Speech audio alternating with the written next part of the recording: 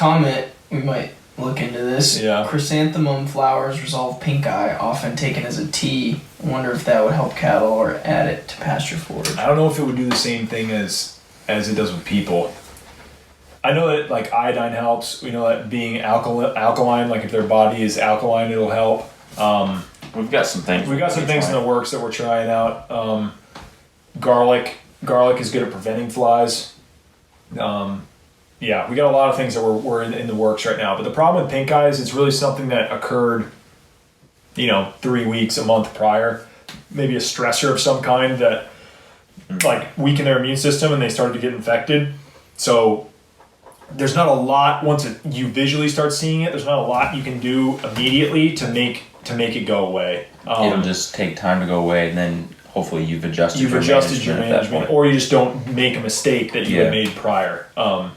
And Greg's philosophy, just so people are aware, like we don't doctor for pink eye at all.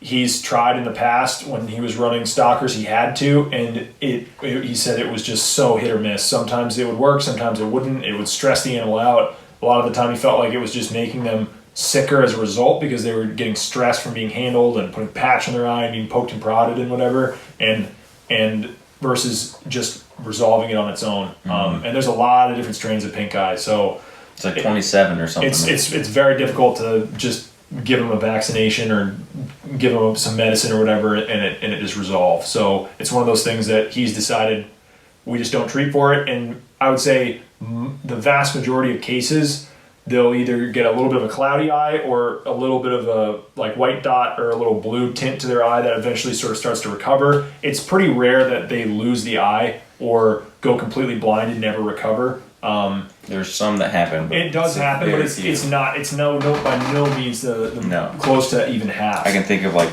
2 or 3 that have it as far as like cows. Yep. There's goggle eye and blind eye. And both of them are still like high performing animals that have been in the herd for years and years and years. So it's just really aesthetic. It's the problem is when they get blind in both eyes. And the problem is when they're blind in both eyes and you're trying to do moves twice a day, they become a hazard to have them around because they just can't see. And usually we'll just bring them over to a secure place and let them work through it with food and water.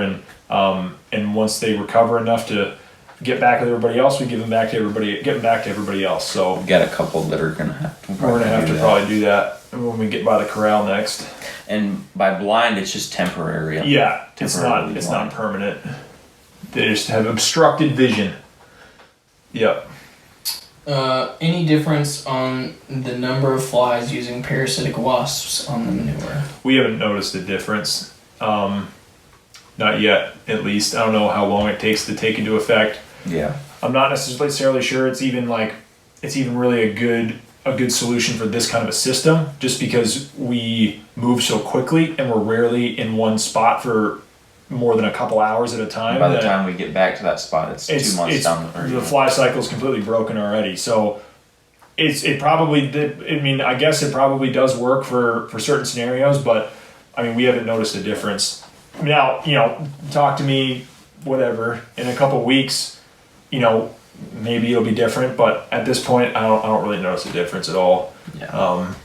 Yeah. So let me know if somebody has used them and had great success, because I'd be super interested to see like what that's all about.